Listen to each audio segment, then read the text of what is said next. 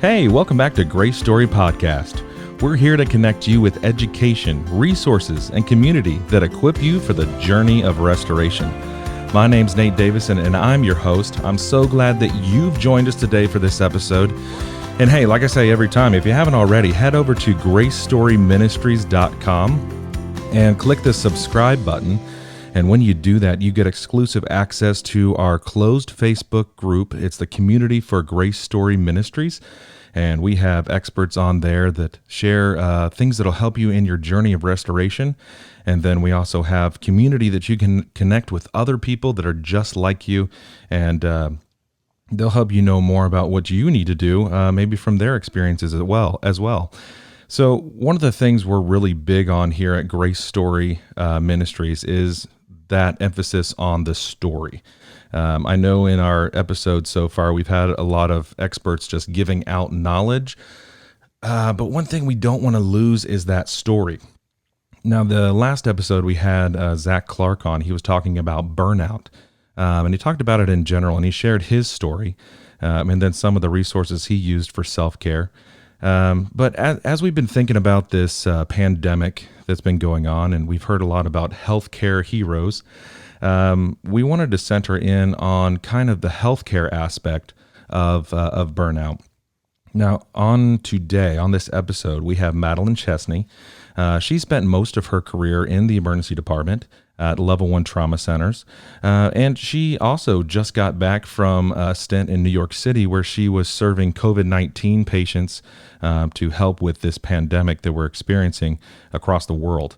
One of the things she's also finishing up is her doctorate of nursing practice from University of Louisville. She graduates in August. And one of her projects on that is a wellness program that we're going to talk about a little bit further down in this episode. So, Madeline, how you doing? Welcome to the program. Good. I'm glad to be here, Nate. So, with your experience in the emergency department, it's my understanding you started your journey in nursing kind of up on a floor for a few months, and then you came down to an emergency department setting in an inner city level 1 trauma center. So, what was that like? It's not something that I can ever say that I regret. I definitely learned a lot from being in a level 1 trauma center in that way and being able to serve patients in a community that was underserved, essentially. So it was a wonderful experience and a lot of things that I learned along the way, not only about healthcare, but about myself. And about yourself. So let's dig a little bit deeper there. So what did you learn about yourself, essentially jumping into the deep end of the pool in the profession of nursing? I knew that I was a caring person. I knew that I had a great ability to empathize with others. But I also always kind of looked at myself as someone that was strong. And being in that environment, I realized that there were many times where I felt weak. And that was something that was new to me.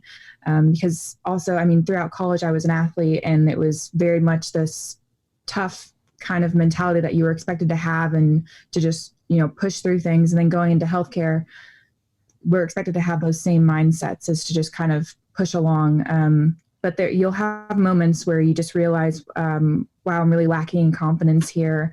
I feel confused. I feel lost. And then kind of just learning how to deal with those things and accepting those things and allowing yourself to become stronger from them in that environment is kind of what got me through. So was that enough for you? Were you able to do that kind of on your own, or what made you move forward in nursing successfully?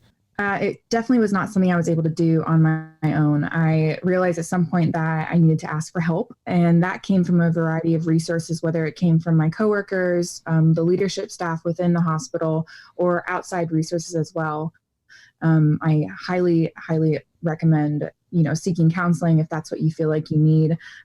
Just having an unbiased person to speak with really helped me get through some of those tough moments. So one of the buzzwords when it comes to really any profession, but especially nursing, is that the word resilience. And it sounds like you're kind of talking about that a little bit, kind of your own resilience, and then fostering that own resilience. So maybe can you tell us what resilience is for you? What does that mean to you? So actually just through my, finishing up my DNP education, I've done a lot of research on resiliency, and there is becoming, more and more research. And essentially what the consensus is that it's the capacity to recover from certain difficulties quickly. There's disagreement whether that means, developing resiliency in early childhood, if that's something that you're, taught with and is an inherent thing that you have by the time that you reach adulthood, or if it's something that continually grows, throughout your life. From my perspective, I think it's a little bit of both. I think what happened in your childhood definitely contributes to who you are as an adult, but then your ability to kind of learn from daily challenges also adds to your resiliency in and out of the workplace. So you talked a little bit about your DNP, and I want to jump into your project that you did on the wellness program. But before we do that, I want to kind of paint a picture of what you're experiencing as a nurse with mere months of experience. I know you probably did your capstone and you did all your clinical hours for nursing before that. So you have some experience, but as far as the responsibility being on you for the wellness of patients and having to deal with the decisions you make as a professional, that's a little bit more than being in clinical. So you come down to the emergency department, and let me ask you this. Have you ever been a victim of violence as a nurse? Yes. Okay, so let's dig deeper. Have you ever been hit? Yes. Have you been kicked? Oh, yes. Have you been punched? Yes. Yelled at, cursed at? Yes. Spit on? Mm-hmm. And then there's all sorts of other things, including bodily fluids, that we could go down as well. And I'm assuming you would probably say yes to that. Yes. So did you experience any of that in your first 6 months of nursing in the emergency department? Absolutely. So Yep. I want to make sure the listeners, and we probably have listeners who this is resonating with on a personal level, where they have experienced that as well as a healthcare worker, whether that's in the emergency department, an ICU, maybe even clinics these days, or up on a floor. The level of violence that they may experience, the level of emotional abuse that they may experience, and yet still needing to find that resilience factor. You're going through all that, and you're also trying to remain competent as a nurse and not make mistakes and learn. So how did you get to the point where you're doing your DNP, your Doctor of Nursing Practice project, and you decide on this project? What made you pick a wellness program as your project? Because I was struggling with it individually. I was struggling with it. And then, even greater than that, I saw my coworkers, my friends struggling with it. I just realized that this was a very real and large issue within my specific population. And for that reason, it was important to me. Gotcha. And it does make sense, because, I mean, turnover for nurses is anywhere between 15 and 40% at any given clinic or organization.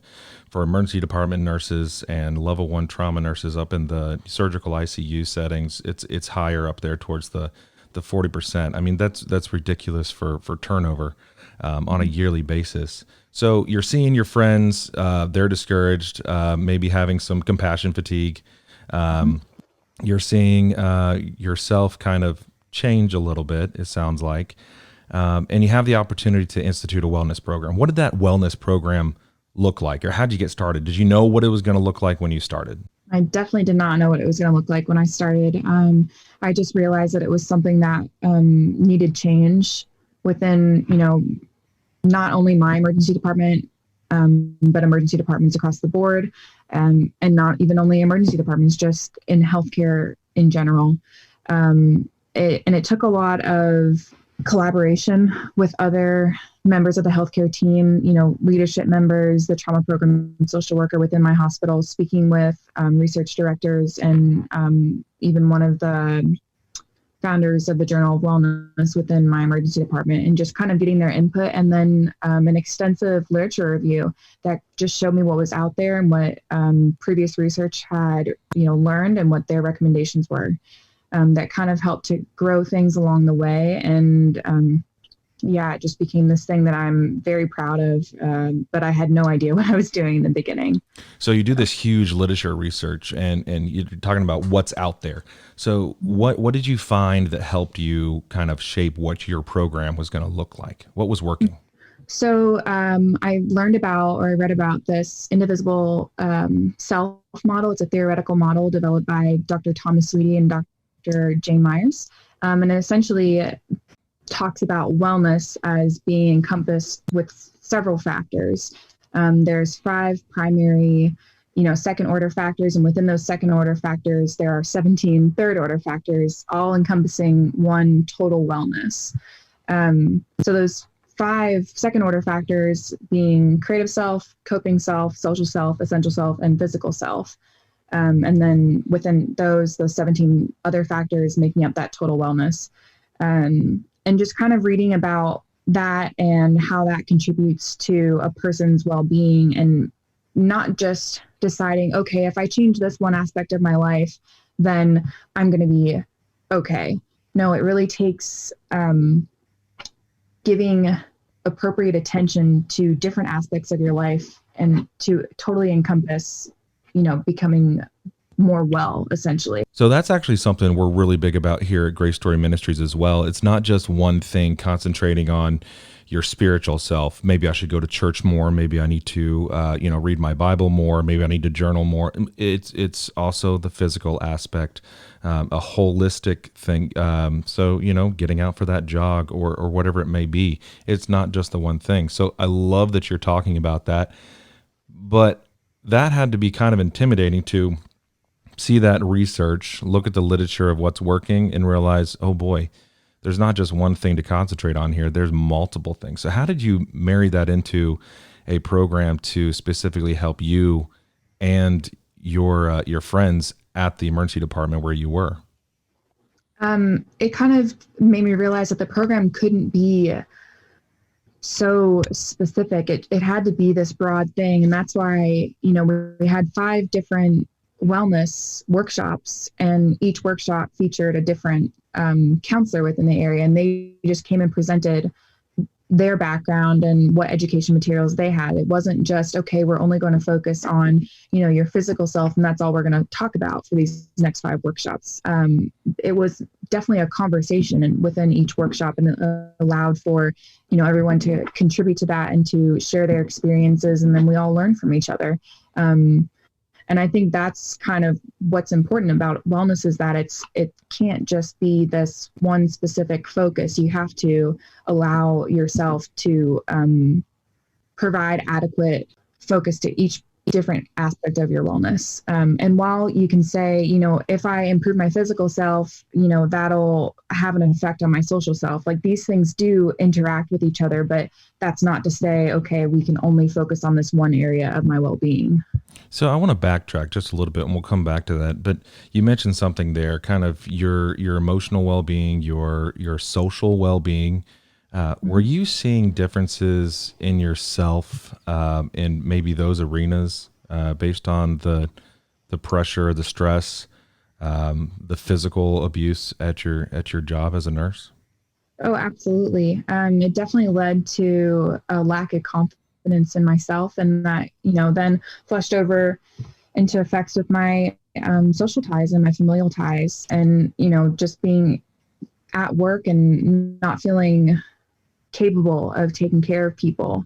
That was definitely a struggle. And I mean, when I think about very early on in my nursing career, one of the biggest things that I struggled with was I had night terrors. I'd wake up in the night and I would imagine that I believed that I was surrounded by patients, and that I wasn't providing them care. And it was like a lucid state that I was experiencing. And I could tell myself, okay, you're at home, you're safe, your patients are safe. But I would slip back and forth into that, 2 a.m. and I would wake up and just freaked. And that really took a toll on my emotional well-being, for sure. And you're not the first person to tell me that. I mean, I myself, I'm a registered nurse, and I've experienced those things as well, coming through, the traumatic situations you experience as a nurse. Death is just a part of the job. You don't normally get that in a profession where it's just like, yeah, they died. Let's move on to the next patient. Let's move on to the next program, and head to the next room. So what other specific challenges to nursing do you think work against the nurse to kind of burn them out? Beside the abuse that you feel or that you receive from patients, unfortunately, I think that the healthcare profession sometimes struggles working as a team, and that is, people underestimate the value of that. And it's really very special when you find a department that's able to do that really well, because support from your coworkers and not just support, completing tasks, but emotional support, really goes a long way. That makes a lot of sense because the experiences I have with teamwork are all centered around, and even the research around teamwork is all centered around getting the job done. And there's no doubt that healthcare workers up and down, from environmental services to, the doctor, to the nurse, to whomever, they're really good at powering through under short staffing that happens at times, or lack of resources, or whatever it may be, and getting the job done. But you're right, that teamwork aspect, it doesn't centralize on a lot of times what's going on in each individual mind, in each individual heart, and each individual person as a whole. Because some people, they're also working multiple jobs too, so it's not just one organization. So we're talking about your experience there, and one of the things we hear about, and I've kind of already mentioned, is the compassion fatigue. What was your experience with that, and maybe can you kind of tell us what that is? Compassion fatigue essentially just describes someone who, you're used to seeing horrible things every day, and you just get used to it. That's kind of what happens. The horrible things don't seem so horrible anymore. And when you're talking about horrible things, I won't make you mention yours, but in my experience, everything from bullet holes to opening someone up in an emergent situation to squeeze their heart to get it going again, limbs in coolers, and it also goes off of not just the macabre physical aspects, but those emotional things where we deal with human trafficking victims of domestic violence. Every now and then a child will end up in your emergency department. So that can make sense. Did you experience compassion fatigue yourself? And what did that look like in your experience? Yes. And it was something we didn't learn about in school, and it's, and you're not prepared for it because it's not talked about enough while you're in school. And it's not even talked about enough once you're working. So it's, if you don't know about it, it sneaks up on you. And it's something that I didn't expect to experience I just didn't know that it was something that was out there, because like I said early in our conversation, I know myself to have a great capacity for empathy. So when I started to lose some of that empathy, it freaked me out. I was becoming a different person, and I could see it happening, and it freaked me out. I think it's hard for people to kind of understand that if they haven't been through an instance, and it happens in more professions than just nursing, but you're right, it sneaks up on you. I had one nurse when I was teaching at University of Louisville Hospital. They came up to me and confided, "Hey, I just don't care about my patients anymore."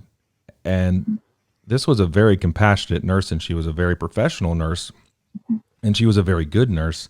And I think even as she was saying that, her patients would not necessarily know that. They would still feel cared for and feel heard and feel advocated for.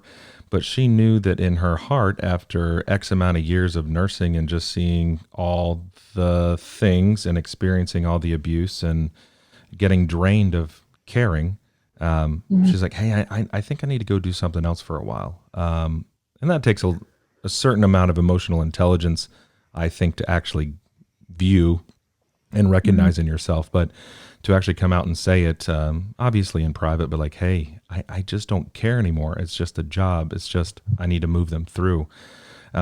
So that's the setting you're in. And you've gone through a literature review, an extensive literature review. You find out what works. And one of the things that you had was puppies and bunnies in yours. Can you tell us a little bit about that and why you brought in animals on that? Well, there's tons of research out there on animal therapy, and that was actually something that I really wanted to focus on while I was kind of thinking about projects for my DNP. Was animal therapy. It just wasn't something that was going to be feasible within the time frame that I had. So I have a couple rabbits at home. They make me very happy, and I just incorporated it into my wellness program. I brought them to every workshop, and it helped to make people smile. It was just, not to get too much into it, but I just think that animals are just, they're there to give and receive love, and that's life. That's what life should be about. So to have something just that pure and to be able to incorporate it into something where we're talking about pretty horrible things and how they affect us was, I thought, to be one of the most beneficial things for the participants in that program. So what other resources did you lean on?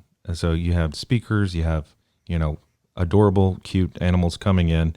You have community. People are kind of sharing their stories as they want to, or at least talking in some degree of their story, or, raising their hand. Hey, yeah, that's me too. What other resources do you lean on personally, and did the program lean on for building, fostering, and showing people that they are resilient? Beside myself individually building this program with my key stakeholders, it took convincing the department, the staff, that this was important.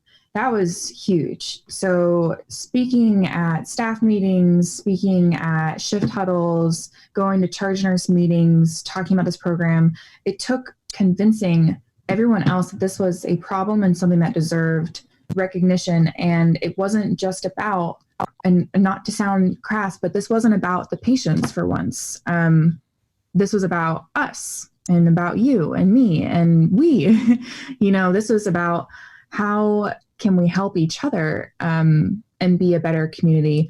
So, because I think we spend a lot of time caring about others because that's who we are. We got into this profession to care for others. But then I think that adds to compassion fatigue, where we're just spending every day thinking about the well-being of other people. We kind of lose ourselves in that.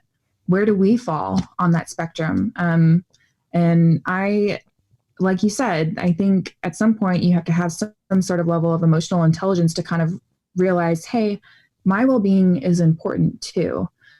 I need to do something to help myself. And it took a lot of convincing individual staff members, hey, you're important.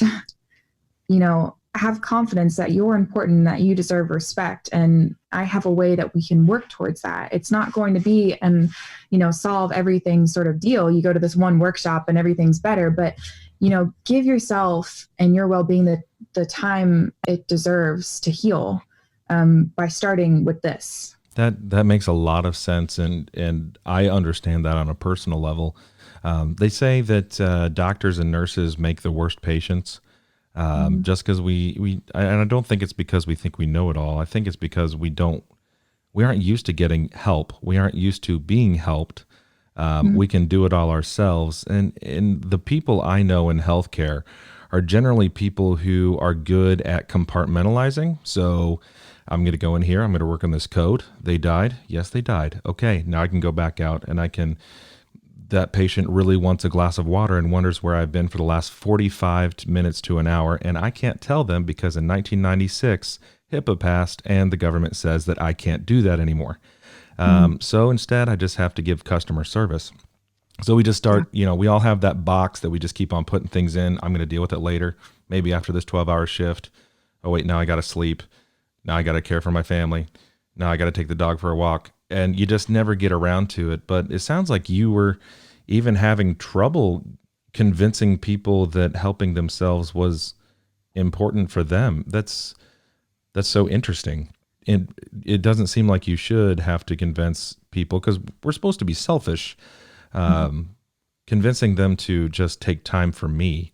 But there are people that don't take time for themselves, but it looks like a lot of work. Or maybe it's the fear of actually dealing with something like that. You might feel something. Oh, like you said, I think that unfortunately within, the vast majority of healthcare workers, what it really comes down to is sometimes we forget to care about ourselves, and we don't care about ourselves because what are your problems in comparison to the patient in front of you who, just lost a leg or is paralyzed for the rest of their life, or, the mother who just lost a son. You spend so much time comparing and belittling yourself. It will lead to forgetting, that you matter also, and that you deserve care as well. That's a really, really good point, because I've been guilty of that. Trying to say it in a positive way. I've come home from work before or come off of a shift, and I'll tell my wife, Jenny, I'll say, my job never fails to remind me how good I have it. And that's a good thing. That's a good thing. Constantly putting things in perspective, like, hey, I want to spend more time with my family because I had a 30-year-old or a 40-year-old die at work today, and there was no reason why they should have died, but they just did. But you offer a great perspective that you can flip that, where you're just constantly like, you know what? I ain't got it bad. Night terrors, at least I'm not dead. Just deal with it. Whatever it is, just deal with it, because it's not that. Yeah, it's just I can make it through. And also, I don't want to burn down others, so maybe I don't need to share this because I don't want them to experience that. So what advice would you give to healthcare providers to prevent, that compassion fatigue? Because not everybody has a program like yours, and not everybody has the gumption to start their own wellness program at a level 1 trauma center. So what advice would you give to individuals that may not have that resource of a wellness program, but still they sense kind of what you're talking about, the compassion fatigue, the compartmentalization, some of those things? Unfortunately, I'm still learning as well, just personally. I'm not convinced that compassion fatigue is something that can be prevented. I think it's something that you can only recognize and then kind of self-analyze, having that emotional intelligence. And, it is a form of coping. It's how people cope with their environments. I think it takes looking into wellness and learning about that, not just believing that you know everything that's out there, or believing that, you're okay, but you're, waking up in the middle of the night with night terrors and just trying to push through. You have to accept that, maybe there are some lifestyle modifications that you can make just to help yourself. And, if you really are somebody that cares more about their patients than yourself, which, like we've talked about, the majority of healthcare workers really do, recognizing that once you help yourself, you'll then be able to better serve your patients. Because once you get past that compassion fatigue and you can really start to, again, empathize with your patients and kind of see where they're coming from, you'll be able to better serve them and take care of them in those settings and in those really frightful moments. So we're nearing the end of our time, and thank you so much for taking time out of your busy schedule to talk with us. But if there's one thing that you could tell our listeners, just one thing about what we've talked about today, something you want them to just take away and really remember, what would that be? Mm-hmm. Know that you're important, and that your well-being is important, and spend some time looking into what wellness is and defining what wellness means for you. Good. Thank you so much. Thank you so much again for taking the time and being on the episode today. Yep. Thank you, Nate. And everybody, we want to thank you for joining us as well. We know you have busy schedules. We want you to keep on coming back. In 2 more weeks, we're going to have Amanda Corzine on, and she's going to be talking to us about domestic violence, its prevalence. She's also going to be giving us some strategies to help others that may find themselves in these situations, and also some tips to stay safe when you're in those situations. So come on back, and we'll see you in 2 weeks.